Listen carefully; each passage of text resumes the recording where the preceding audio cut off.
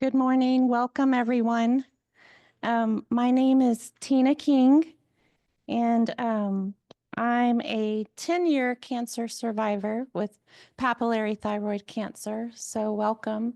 And those of you, if you're new to thyroid cancer or have any questions and you see me, please feel free to ask me questions. But I'd like to introduce our speaker today, and then we'll have time for questions, and it's going to be interactive as well. But this is Dr. Catherine Powers James. She's a psychologist. She's a licensed clinical psychologist and faculty member at MD Anderson Cancer Center. She received her doctoral degree in clinical health psychology, an internship and postdoctoral fellowship at the Michael E. DeBakey VA Medical Center in Houston. Dr. Powers James is interested in preventative care and health promotion within cancer populations. She uses evidence-based treatments such as cognitive behavioral therapy, motivational interviewing, acceptance and commitment therapy to help patients with their cancer diagnoses and to allow them to live a healthy, well-balanced life. Her primary research focuses on mind-body interventions and treatment of psychosocial symptoms. So we welcome her, and y'all have a good day today, and I hope you learn lots of things. Thank you.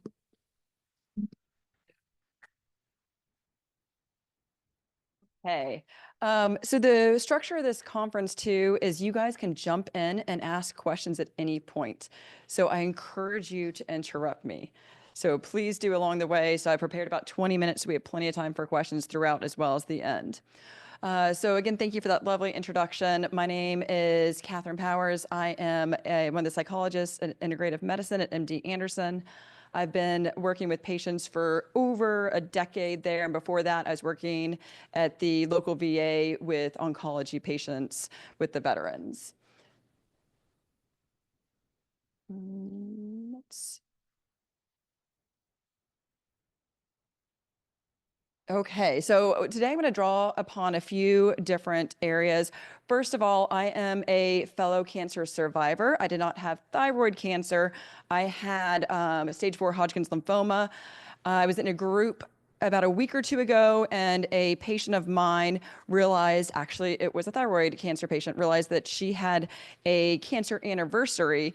And at that moment, I kind of thought about, I'm like, wow, I had cancer. I was first diagnosed 20 years ago. And so I had the whole chemo, radiation, obviously different things are different for different cancers. And I also had during the pandemic, because of radiation issues, I had high risk of breast cancer. So I also had a prophylactic double mastectomy. So I'm in that world too. So I am unfortunately, one of y'all too. So in some ways, I understand everyone is different, their experience is different, but there are some commonalities. So I'm going to draw upon some of that today. I'm also going to incorporate a lot of my patients' experiences as well as my loved ones who have also had cancer. And then finally, because I have a PhD, I'm going to be talking about research because otherwise they would be very upset with me if I did not. So we're going to draw upon all those areas today. So first of all, good news. Cancer survivorship is on the rise. So as you can see with the first dotted line, this is actually 2022, but in the US, there were 18.1 million cancer survivors. And as you can see this last line in 2040, which is not that far away, there's estimated to be 26 million survivors with cancer. So depending on who you ask, their definition of survivorship is going to be different. Personally, I think once you get a diagnosis, you're a survivor. Okay, a few quotes to start us off, because I think this kind of captures the experience for some people. Scars may heal, blood counts may normalize, years may pass, but never again will the simple act of waking up to a normal, boring day as a healthy individual be taken for granted nor go unappreciated. Another one, my life is different now, but it's still good. So I'm going to be talking about the different phases in cancer survivorship. I'm going to be touching on when you're actually finishing up treatment, immediately after treatment, that initial adjustment, follow-up visits, triggers, as well as long-term adjustment. So first of all, any of you guys, if you finished radiation or chemo, did anyone see or ring a bell of any sort? Okay. Anyone have a port that was taken out? Anything like that? Any sort of, hey, we finished treatment, or even if you haven't finished treatment, seen any bells? Okay, so maybe MD Anderson's the weird one, but we have bells everywhere. In fact, proton therapy, they want to one up everyone, and they have a gong that people bang after their treatment. But I get a lot of mixed reactions from my patients about what that means. So there are some people that they invite every single person they've ever known in their entire life, and they have cake, and it's like this huge celebration, and they're so happy and over the moon. And then there are some people who almost worry about jinxing it, or being superstitious, or, yeah, I'm done with treatment, but my experience, like, this isn't over yet. This is going to be with me for the rest of my life. So, here's one of these cutesy signs they often have on the bell. When your last chemo has come and gone, ring this bell to tell everyone. It's a time to celebrate. Hip, hip, hooray. What a great feeling. What a great day. But again, not for everyone. And that is normal to have different reactions to finishing treatment. A lot of people in the days after, it's like you've been going to, whether it's whatever your treatment is, surgery, recovery, you've been going to your cancer facility often. It is now like almost like a full-time job in some ways, that you're going so frequently. And then all of a sudden they say, okay, we'll see you in 3 months. And it's like, wait a second. I mean, you want that. Everyone's cheering for that. But yet it's very strange to all of a sudden be pushed out into the real world and taken away from your cancer bubble for various reasons. First of all, you don't have someone constantly checking on you and telling you you're okay, you're doing good. You also, when you're no longer actively treating the cancer, that can be scary. Also, for better or worse, your support system might change. They want to go back to normal. Unless they've had cancer, they don't really understand how after treatment, you don't just magically go back to who you once were. They might want it, but you are changed. They might all of a sudden, you might have had great support during your treatment, and then they just disappear, or at least go back to the way they were before. And of course, nobody wants people to pity you. You don't want to be able to, walk into Kroger and everyone knows that you're a cancer patient. But it is strange to have your support system suddenly shift as well. And it's kind of like this bittersweet experience. And here you are told, and I struggle with the new normal, because I think that's a lot of pressure for people to figure out what this new normal looks like, incorporating their cancer experience. And we'll talk about that more later on in the presentation. But I definitely want to say that it is highly unlikely that after you've had a cancer diagnosis, you will ever be the person you were before. And in some ways, that's a good thing. We'll talk about that later. Change of perception of life. So I think all of us know, like, before cancer, we were going to die. We understood that. But having a cancer diagnosis brings it to the forefront. Your mortality is all of a sudden real. And that's a lot of pressure on the way you evaluate the things. Oh, I wish I did this. I could have done that if only I had. And it's also, for a lot of people, a lot of pressure. What do I do? Whether I have months, years, or decades left, what do I want that life to be like? And that can be incredibly stressful too. A lot of times people almost feel that they can't let their guard down. They can't embrace the way things were, because what if they don't notice and the cancer comes back? They miss something. Or what if they feel great and then all of a sudden they get sucked back into the cancer world again and they are devastated because of it? So I know a lot of people who are uncomfortable getting comfortable. And then also, just a kind of a side note, I hear this all the time, that a lot of people despise the question, how are you? For various reasons. A couple are, well, I was doing okay, but now that you're asking me, I have to think about it. And wait a second, is that a new pain? What if it snowballs from there? Or I know what they want me to say, but it's not really how I'm feeling. So they feel like this sense of obligation to say something that they might not really be feeling. So things like this, it's just an example of how loaded the experience can be after the treatment is over. Scanxiety. Does this ring true? Again, I've told you guys, I am 20 years out. I still have it. It is probably not going to completely go away. You will always have that dark cloud following you. Our goal is to make the cloud way in the distance, smaller, and you don't notice it as often, but it will probably always be there.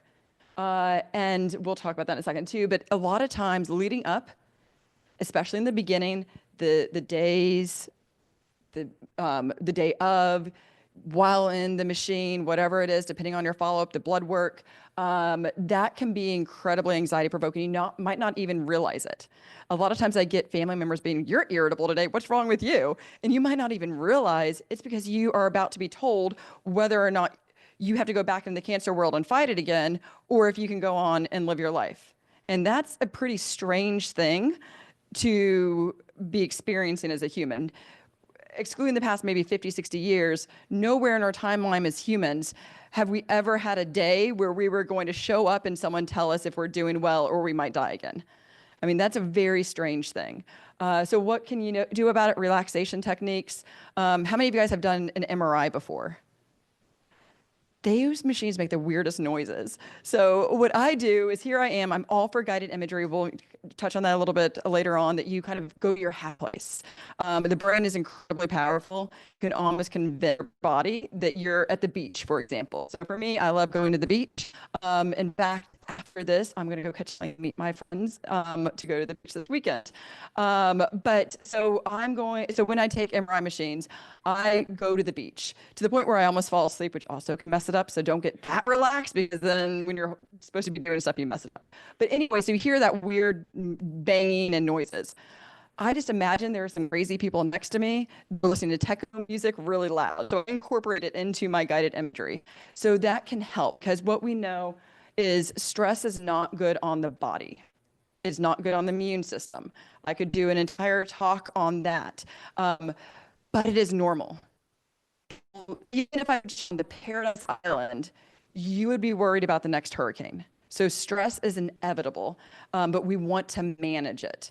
So we want to use different techniques. Also talking to someone, getting it out, whether that's your chaplain, your priest, your best friend, your significant other, a professional therapist, your neighbor, someone in this organization, getting it out, because sometimes it will ruminate in our head unless we say it out loud, or even journaling. If you don't have someone you can trust with some of your inner thoughts, get it out, because that will help.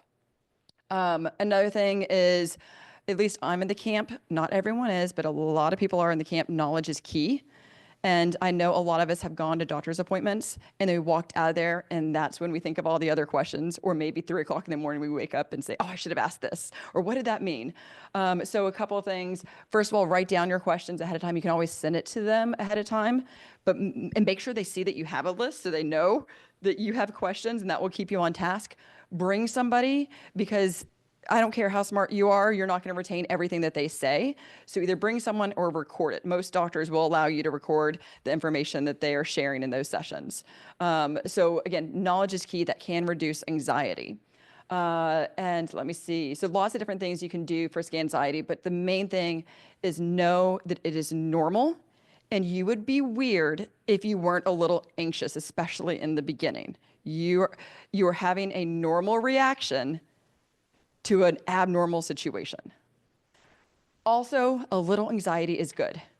I'm going to take you guys all the way back to school. Say you had to study for a test. What if, say you were like in college or something, so you actually, it wasn't your mom waking you up. So if you blew off studying, you didn't even open up a book, you didn't care, you went out partying the night before, and then you overslept, how well are you going to do on the test? You're probably going to bomb it, right? Now let's do the flip side of the spectrum. Say you are incredibly anxious.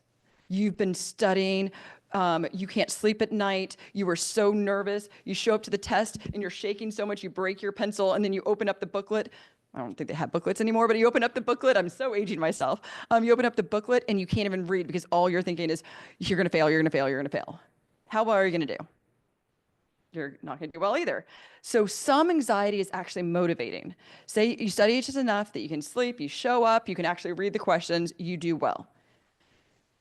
Same with cancer. I want you a little anxious.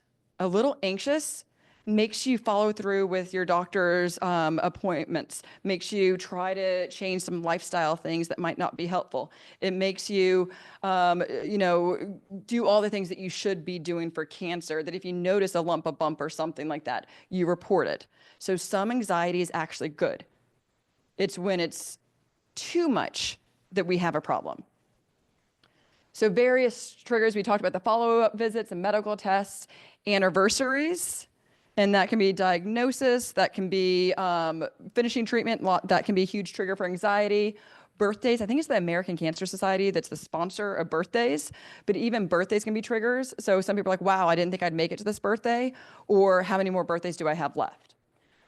Learning about illness, family members, so other cancer diagnoses from family, friends. I know a lot of people are also in like maybe thyroid support group, and then you hear other people having reoccurrence or progression. That can be really triggering. Other symptoms, say you all of a sudden have a pain or a lump, but really it's because you were lifting a heavy box and you did it incorrectly, and you slept on, you slept on it wrong, something like that. But anything can put us right back in the cancer world. It's like a cancer diagnosis is now on the top of the list whenever we have a health problem. Also, new symptoms you don't understand. I know I have like this weird thing on my leg that I'm pretty sure it's a bruise that came up. And the first thing I thought, again, over 20 years, and I think, oh, maybe it's a cancer. And of course, a big one, finding out that you died or someone died of cancer. Another trigger, again, I'm about to jump on a plane after this. For anyone who's been to Houston Hobby, anyone notice that it's like MD Anderson billboards galore? So you get off the plane and all of a sudden there's MD Anderson stuff everywhere. No. Thank you. Okay, so anxiety does typically decrease with time, especially the more times the doctor says, you're okay, you're okay, you're okay. But again, it's probably not going to go away. Or for some of you too, then other anxieties pop up like, oh, what did my treatment cause? What other issues am I going to have to deal with because of the treatment? So this can be good because hopefully this makes you proactive, that maybe some of my patients that come see me, they make significant changes in their lives to the point where they're actually healthier after cancer than before, because it's kind of like a wake-up call for a lot of people. They quit smoking, they decrease the drinking, they're walking every day, they're not eating a double Big Mac cheeseburger every single day. So they make a lot of changes, which can help. You can choose to do something with your experience, and we'll talk about that later on. And you can also be an advocate. So I know people, whether you're volunteering for this organization or you're talking to a friend and they have similar symptoms that you did upon your diagnosis, or family members, sharing your story could save a life. And sometimes, again, the bad, unfortunately, cancer is a part of you forever. And I think a lot of people, unless they have a cancer diagnosis, they don't understand how it is something that is always going to be a part of you. Okay, so what our goal is to make you a coping toolbox. Say I asked you to build a house, and I said, okay, here's a hammer. Go for it. It's the only tool you get. How successful do you think you're going to be?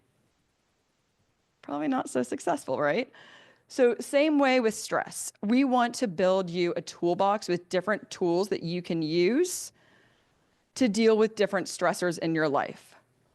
So when you're in the MRI machine, again, I love guided imagery. I love, laying there, closing your eyes, being in the beach, feeling the sun, hearing the waves. You're really there. I don't want you doing that when you're on 45 driving and someone cuts you off. You're like, okay, I'm going to go to the beach. Also, if you are waiting in the waiting room for your results, I love yoga. I work with people who do yoga. It is great. It is wonderful. You probably won't sit down in the waiting room and start doing some yoga moves, right? So there's a lot of different tools that we want to put in your coping toolbox, and some are going to be used in different situations. And then there's some that you're not going to like and you're just not going to do, and that's fine. Um, I think meditation is wonderful. I've seen the research is wonderful.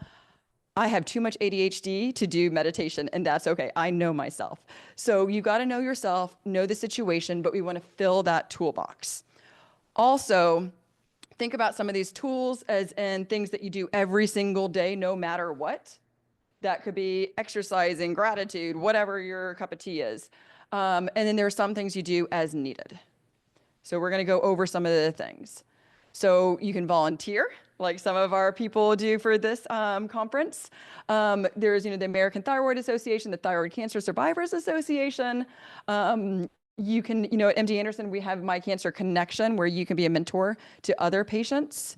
You can promote cancer awareness, even simply wearing, something with thyroid cancer on your a shirt, or with, at MD Anderson, we have the Cancer Strikeout logo, can actually help people maybe strike up a conversation. And that can be really helpful because cancer can be incredibly isolating. You can write a book, a blog, join a support group, participate in research, kind of give it back, pay it forward, or you can go to the extreme and completely incorporate it into your career like I did. So lots of different things to be able to start to take control of your life again, because a lot of people talk about how after a diagnosis, you feel like you don't have control. It was like the first time in my life I felt almost disconnected from my body. I'm like, well, I did the thing, so why did this happen? So there's lots of different ways to take control back. Okay, so also to add on to that, even though you don't have complete control over the cancer, I recognize that, especially thyroid cancer, there are some things that you can do just in general, trying to stay healthy for various reasons. First of all, if it were to progress or if it were to come back, I want you in the best shape that we can get you in. That doesn't mean that you have to be the ultimate perfect body, but we want you in the best shape. So if you have to get additional treatment or just in general, it can help you to fight that cancer. Catching it early, again, that's where that anxiety, I want you to have some anxiety because I want you to actually be going to those follow-up appointments and following through with doctor's recommendations. And also mentally, I want you to get into a good mindset. Easier said than done, I totally understand. But the brain is powerful, and the brain also affects the body in so many ways, physiologically. Again, different talk for a different day, but there is a huge connection there from an evidence base. So some things that you can do, if you are a smoker, please quit smoking. We have resources at MD Anderson, but there's tons of different resources throughout the nation to provide you with help there. Nutrition at MD Anderson, we promote a whole foods-based diet. That does not mean vegan or vegetarian. Those can be great too. That also does not mean that you can't have your cake, your red meat, your, whatever it is. It's about moderation and trying to also work towards adding some of those nutrients and healthy foods most of the time, or at least more of the time, depending on where you're at. I realize, I know, who's from Texas in here? Okay, so a good portion of you. So Texas probably notoriously, we're not the best, eaters. We're known for our barbecue and steaks and stuff like that. So I completely understand we're not taking that away from you, but we also want you to somehow focus on some of the better other foods that provide additional nutrition. I don't want to demonize the fun stuff. Physical activity, that doesn't mean just hitting the gym. First of all, I've realized over the years, I'm not a gym person. There's other ways that I can exercise. Do something you love because you're more likely to stick with it. And besides having actual exercise, we want you to be physically active throughout the day. I know my watch does a really good job at yelling at me to get up and move around, and it has a control over me because I will sit there and I will march in place and shake my wrist trying to get it to be more, to give me that point on the ring. Physical activity throughout the day is what we also want, in addition to some sort of exercise. Manage stress. This is my jam. As you guys know, I'm the psychologist. So different relaxation techniques, use your social support, behavioral activation. That means do the things you like. Think about, especially pre-cancer, or maybe when you were young, you were in your 20s or teens, what are the things that brought you joy? And do those things again. I've been on a roll now reading recently. If you like, working on cars, if you might not be able to do everything you once were able to do, so things might look different, but please, please, please try to engage in those things that bring you joy. Or maybe some of these things that, I always wanted to ... I know when I was going through cancer treatment, I was 21, so a very different perspective, but I made my bucket list and I'm slowly crossing off a lot of those. And then I'm also like, what was I thinking? I will never want to do that. So I became like scuba certified, for example. So try to figure out what you want to do because that can help with your mood a lot. And of course, because I work for MD Anderson and I'm at the evidence, please follow your doctor's recommendations. If you have any questions, I always encourage second, third opinions. Do your own research, but if you are doing your own research, make sure it's real research with evidence, peer reviewed, not, well, my neighbor's uncle went to Tijuana and ... So please make sure the evidence is there and bring it to your doctor and have a discussion. Lots of resources at MD Anderson. COVID was not great in the world, but it did do some things. One of the things that it did was allow us to have a lot of virtual support. Our classes are now, I think all of them are virtual, and they are free to anyone touched by cancer. So that means everybody in this room. So some of them, we have yoga. Smitha is in one of these rooms doing a talk right now, especially for those of you who have never done yoga. It's kind of nice because first of all, it's other cancer patients and survivors. So it's not like hot yoga at a studio, and it's virtual in your home. So you can kind of control it. So a really good way to be introduced and free for yoga. Physical therapy, again, we have virtual options, we have in-person options, and this can also be for those of you who aren't MD Anderson patients, your local hospital or facility. Acupuncture, I don't understand it. It works for some things. I used to be a skeptic, but then I've had so many patients who also were skeptics and they swear by it, depending on what it is, like hot flashes, nausea. It doesn't always work, but no treatment really always works. So another thing that we have available, stress management. So we have expressive writing classes, music therapy, individual therapy by me, my colleague, and we are working on hiring a third psychologist as well as multiple other therapists and counselors at MD Anderson, and they are in your community too. And it, again, took COVID to allow insurance companies to now approve virtual visits with counselors. So that is great, especially for oncology patients. Massage, which I think like 95+% of patients like. It's also a nice, good healing touch, which is nice when you're going to the hospital and they're poking you, they're prodding you, they're doing all sorts of horrible things to you. It's nice to actually have good touch. Nutrition, we have dietitians, we have nutrition classes, cooking classes, all sorts of things. At MD Anderson, all our dietitians are at no cost to the patient, as well as our social workers are also at no cost, and counselors. Spiritual, if you are a spiritual or religious person, please connect with your community. But also at MD Anderson, we have all those available. I also don't know if they're doing virtual, but I'm assuming that they are too. And then, of course, prevention. I also know a lot of patients, once they get kicked out of the main clinic and then they go to survivorship clinic, that can be anxiety provoking for a lot of people. It's a good thing, but it's a weird thing. Okay, so Thyroid Cancer Survivors Association resources. They have face-to-face support groups, online community, email groups, person-to-person support, conferences and workshops, and webinars. So again, I think knowledge is key. Cancer is isolating. Please connect with others. At the same time, check yourself. Because sometimes if you're too much in that world, it can suck you in and can be really hard. So it's all about balance and checking in with yourself. So just be aware of what you're choosing and how it's affecting you. So community resources, there's all sorts of stuff. Cancer 180, using your family, your friends. Live Strong at the YMCA, there's still a partnership, but it's dwindling because I think probably cancer patients really use it. But it was 3 months free, your YMCA, all these free classes. It's not available at all YMCAs anymore, but it is something to look into to see if your local YMCA has it, because you get to go for free for 3 months and do cancer classes for like aerobics classes and various things that are catered specifically to oncology patients.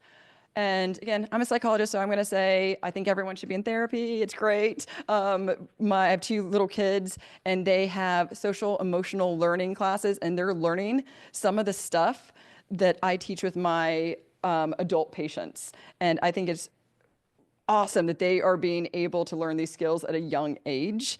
Of course, it's a huge social experiment, so we'll see how they turn out. But you know, there's some things that society has taught us that aren't necessarily healthy. Like, you know, there's only certain emotions. Like men, they can, you know, they're allowed to show anger, but not other emotions, and all sorts of other things that we are taught that are not healthy for us.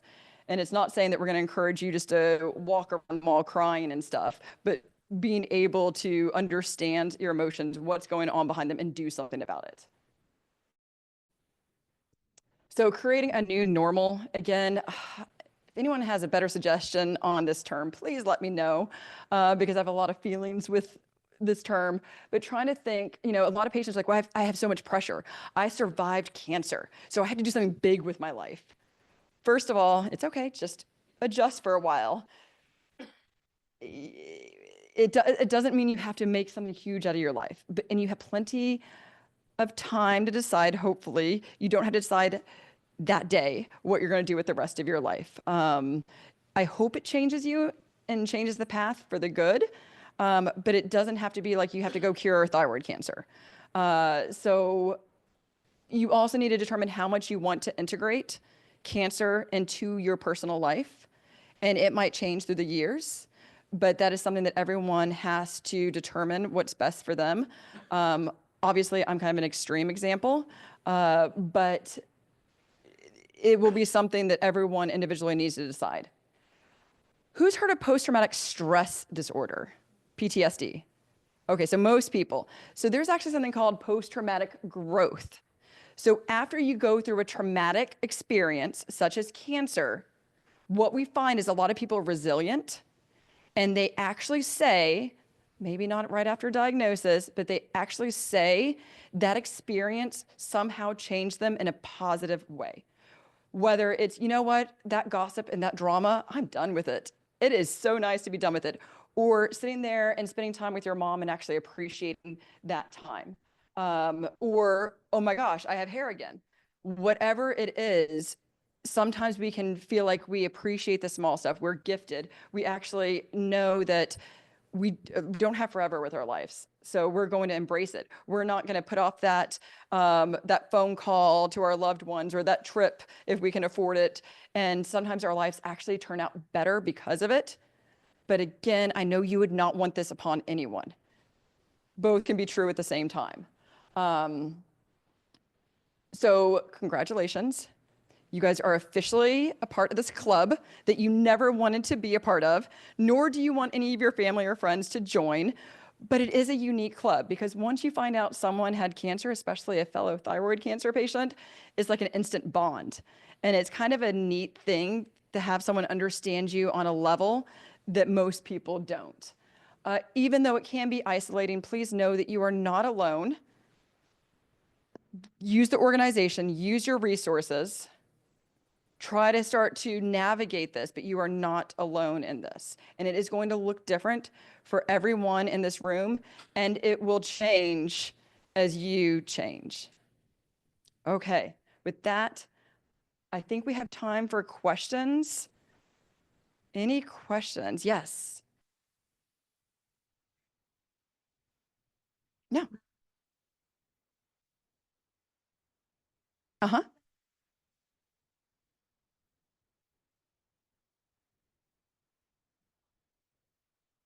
Mhm.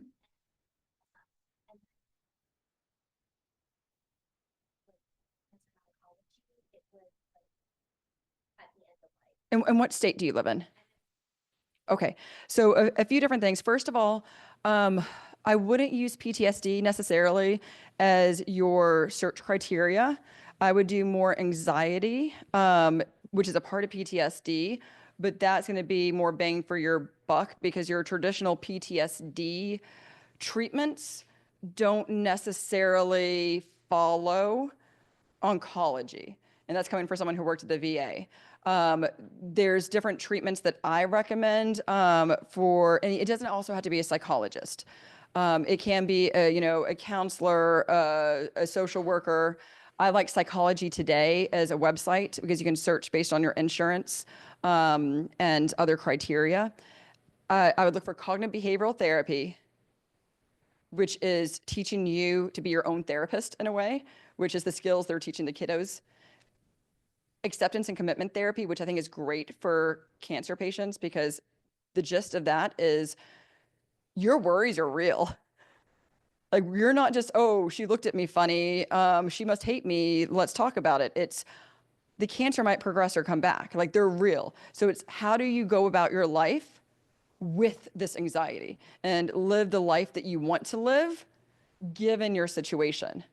And exposure therapy, I know for me, for years, just the sound of a chemo pump would make me incredibly nauseous. And because I was at University of Texas as a psychology student when I was diagnosed, I did my own exposure therapy and I'd like go sit there and do all sorts of other things to myself. But exposure therapy, if you think it's more of a PTSD-like reaction, that's another thing. Also get on wait lists. Because of COVID and our virtual option, we're booming. And it doesn't have to be in your city if it's virtual. So it can't, as long as it's, every state's different. There's lots of legal stuff and certifications and all that. Texas, for the most part, you need someone that's has their license in Texas. But there might be people throughout that are licensed in Washington, even if they aren't physically in Washington. But again, it doesn't have to be in your city. And it doesn't have to be a psychologist. But I highly recommend it, again, for anyone. I mean, learning about yourself and growing and living a better life and having someone to guide you along the way. Any other questions? Yeah. Oh, let me get, okay. So is it common not to have radioactive iodine after low risk complete thyroidectomy? Okay, that question is completely out of my wheelhouse. I highly recommend you talk to an MD. I'm a PhD and will not pretend to be an MD. I apologize for that, but that is a really good question. I don't know if anyone else knows that. But please talk to your doctor.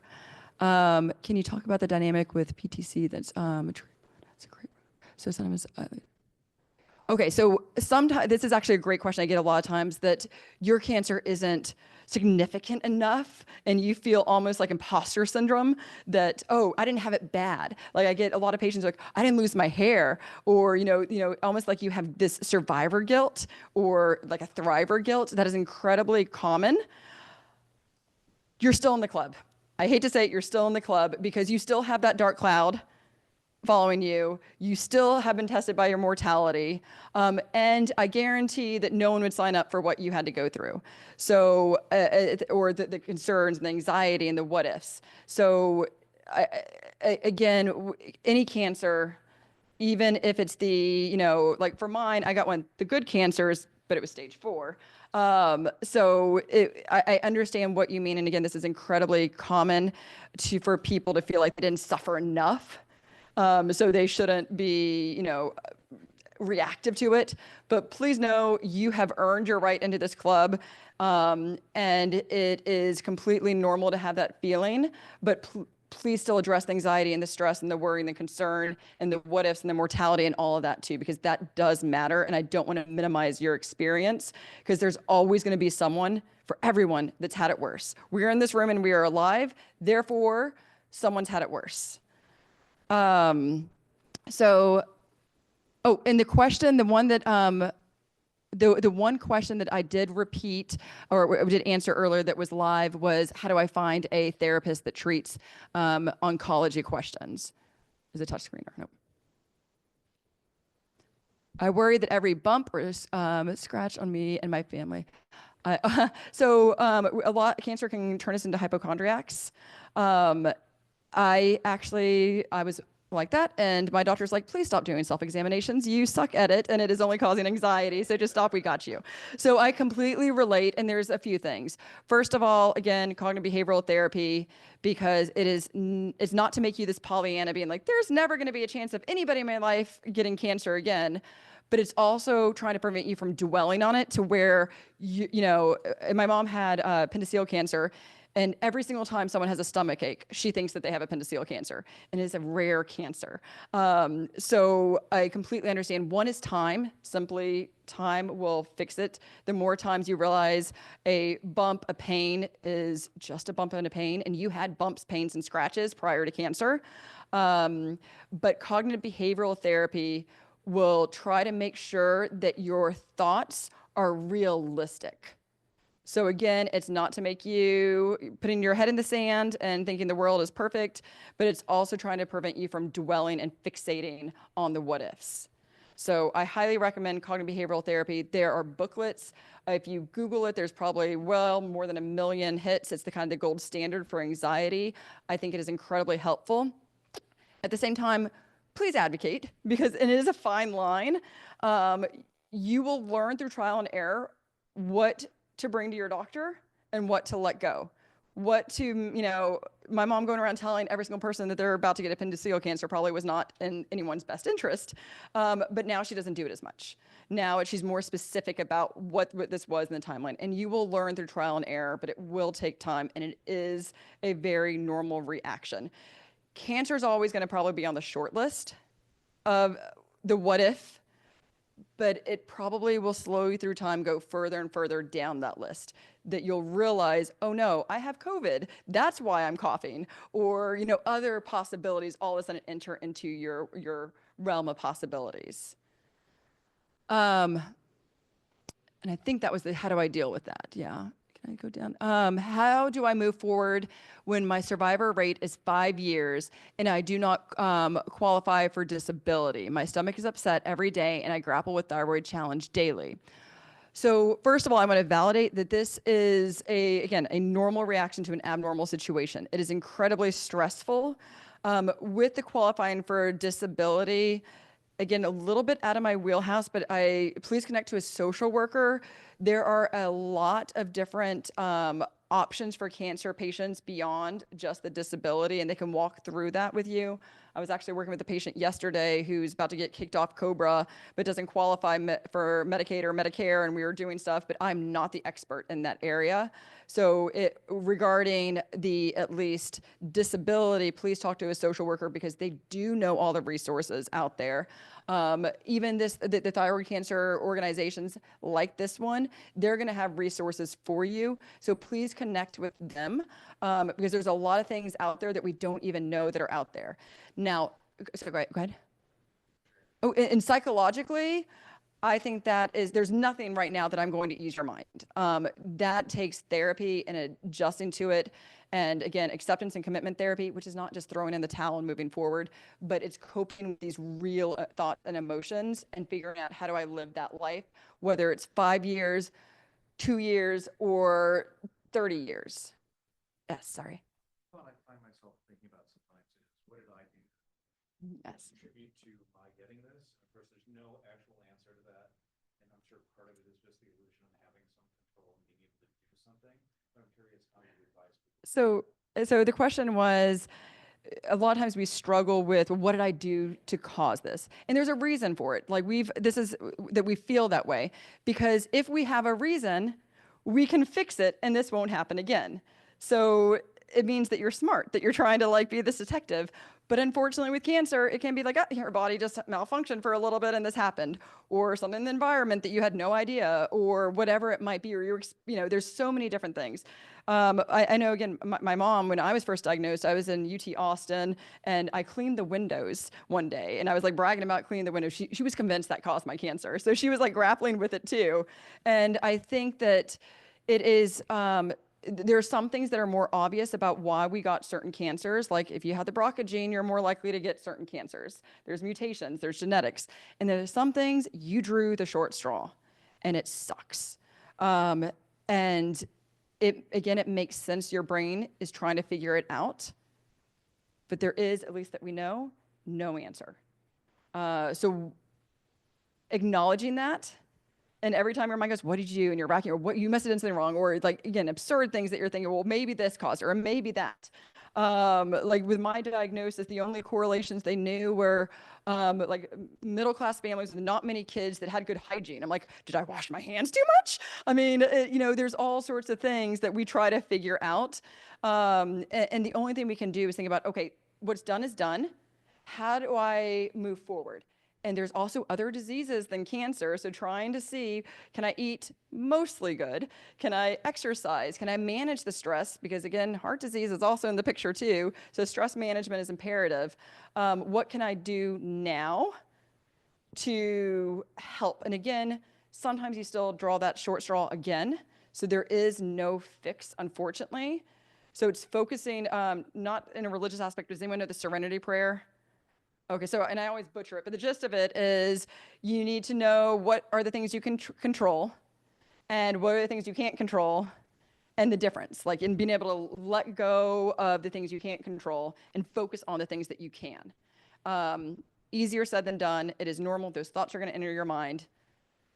Notice and then try to focus again on what you can control. One of like a tip for ACT, what we do is you're saying, oh, well, maybe for, you know, mine, well, maybe because I washed my hands too much as a kid, that's what caused cancer. Doing something like I'm having the thought that ... can decrease the intensity of the thought. It distances you from your thoughts because you are not your thoughts. And oftentimes your thoughts are not facts. They are simply thoughts. So a lot of times we have a scan and already in our mind, no one thinks the scan's coming up and they start picturing them skipping out of the waiting room, high-fiving all the staff and leaving with a good thing. What we think about is the what ifs. What if we get bad news? What if I have to do more treatment? What if the treatment doesn't work and we go down that negative stuff? Think about all the things in your life, other than the cancer diagnosis, that you worried about that never happened. We spend a lot of time thinking about things that is not helpful. So again, this is also cognitive behavioral therapy, starting to think about your thinking. What am I saying in my head? For most of us, some people do not have anyone not have an internal dialogue in their head? Okay, most people do. There's about 5% of the population that there's no internal dialogue.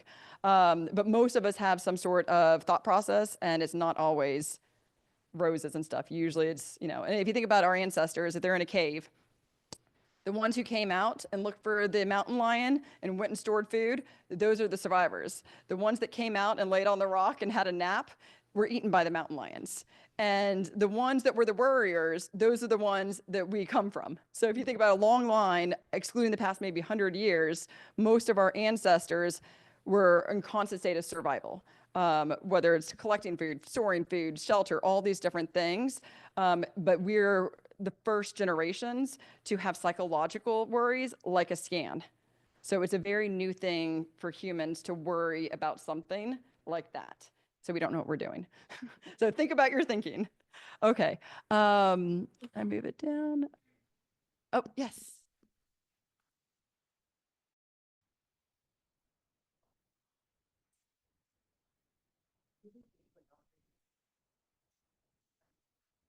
Yes, yes. So I think a lot of people know that. And I get their intent. They're trying to bring you up, but it's very minimizing. There's a lot of things that I wish I could talk to doctors about what to say. MD Anderson, I think that we have some brilliant minds. Some people lack the bedside manner. And then some people really like it. Oh, I got the good cancer, and it makes them feel better. I think it's dismissive, and it kind of disregards the challenges that are in front of you, especially at a young age, that you're going to have to encounter for the rest of your life. So I think with that, I just have to validate, and it's still cancer. Like, it's cancer. No, there's no cancer that you'd want to sign up for. Nothing. So I'm sorry, it is incredibly common. It's not right. I'm slowly trying to change some of the ways my colleagues talk, but it's an uphill battle, especially if they ever get a good response from a patient when they say that, they're gonna say it a lot more. And even the good cancers can be incredibly scary and devastating. So I agree with you, and I just wanna validate you, and no cancer is a good cancer. Kaiser does not offer disability. How do I find support outside of cancer? So with that too, I highly recommend talking to social work. They are going to be the ones that know what resources beyond the Kaiser system that they can help you out with, whether it's government programs or associations, the American Cancer Society, all sorts of things. Again, it's kind of out of my wheelhouse. I'm going to stay in my lane, but I do know that there's a lot out there. So please connect with this organization too, and they can get you some more information. Oh, only the slides. Is there a way? So I cannot see the lecture. Oh, you can't see me. Let me.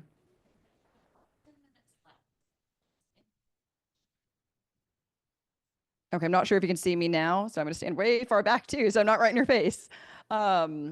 Any other questions? Yes.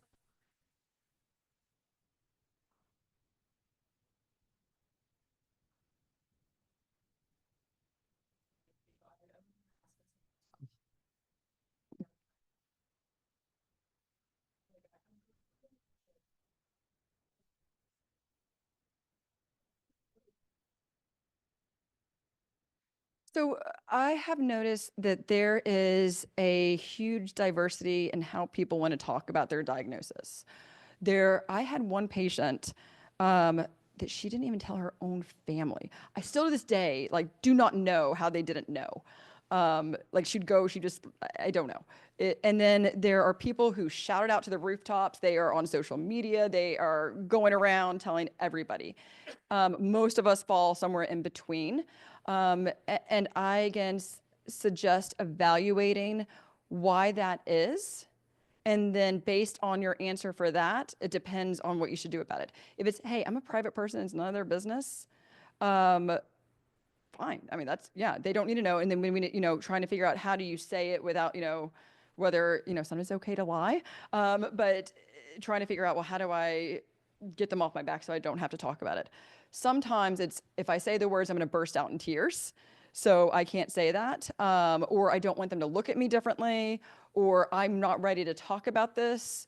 And again, there's so much variety on what people, why people do that and how to address it. If it's something you're like, I want to be able to talk about it, like this is who I am and it's a part of me, then I would deal with it very differently than if you are like, this is my private life, I don't want people to see me differently, then I'd handle it in a completely different way. So part of it, I don't know if you want to share why you feel that that is the case. I think I want to be able to advocate for myself and spread the word. I mean, I want people to know about this sort of situation because I had no idea. And so I don't want other people to be in that situation. So I feel like I do want to do things and tell people and inform them, but it's just very difficult. Yeah. Can I ask you how far out you are from treatment? Okay, so part of it is you're in the thick of it. When you were in the thick of it, it is really hard. I also think, and how many have finished treatment in this room? Okay, and then how many are in treatment? Okay, so for those of you who have finished too, does anyone look back on their treatment? It's almost like a blur and you're in survival mode. And then is like at the end after treatment, like the dust is settled, you start to process everything. You're still in the thick of it. So I think your response is incredibly natural. You can advocate later when you're comfortable.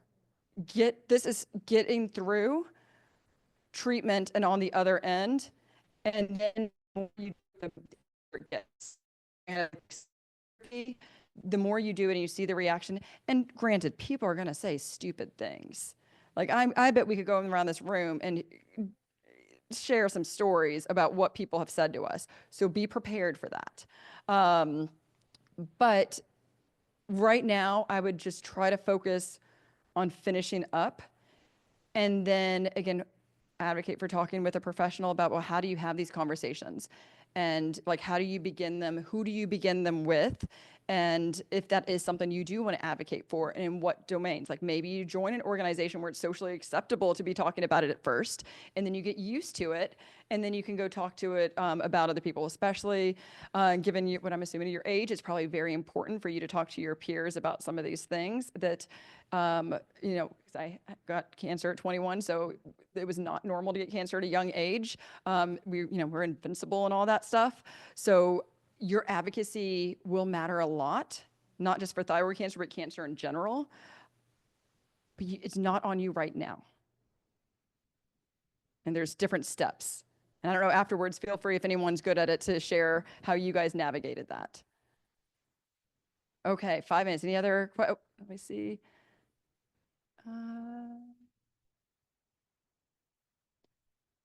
Hereditary cancer syndromes who will never be done with cancer. First of all, I don't know if any of us are ever done with cancer, but when you have the genetic part or hereditary, it is, again, that cloud is going to follow you. And it also isn't just following you, it's following your other family members often, which can be very daunting. And again, I think that I feel like I'm a broken record suggesting therapy, but I'm a psychologist. It is something I encourage you to be able to learn. How do I move forward? And I might get this cancer or other cancers. So what I don't want is people with this impending doom to pause the life and not engage in their life in the way they want, which defeats the whole purpose of you fighting cancer or not wanting to get any of the hereditary cancers. So it is a balance, and I don't think that's never going away. And nor do I want it to, because I want you to be checked up and follow through all the recommendations, but it's all about managing the stress. But the stress is inevitable in this situation. I just don't want it to consume you. So again, acceptance and commitment therapy, cognitive behavioral therapy are great ways to address those concerns, more so than I can do in these last couple of minutes. Okay, now, sorry, I keep thinking it's a touch screen. Are you able to repeat the questions? So the last question too was, she was sharing how it's hard to talk to strangers or other people in her life that don't know about her cancer. Like, how do you address it? How do you say stuff? And if she should. And then what's the best way to communicate to family and friends what you need and what you're going through? For example, frustration when you're experiencing brain fog, temperature fluctuations that impacts the household energy bills or in a work setting. First of all, I'm going to validate you. You know, again, I feel like I'm bringing my mom up a lot of times. When I was going through treatment and I couldn't eat and I was nauseous, and you know, my mom was like, we're going to hospitalize you. She was threatening me, and then she got cancer, and she's like, oh, I get it now. So unfortunately, the only way for them to truly understand is to be in your shoes.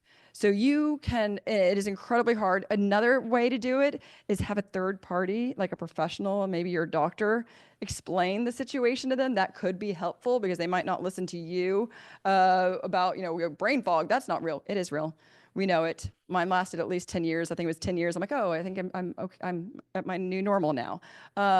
So with that, I wish there was a way to educate people, but unless they've been there, they probably just don't understand. And I'm sorry. And that's where I think finding people who do understand is helpful. And again, maybe having a third party. Yes. Mm-hmm. Here, can I give you this? Yeah.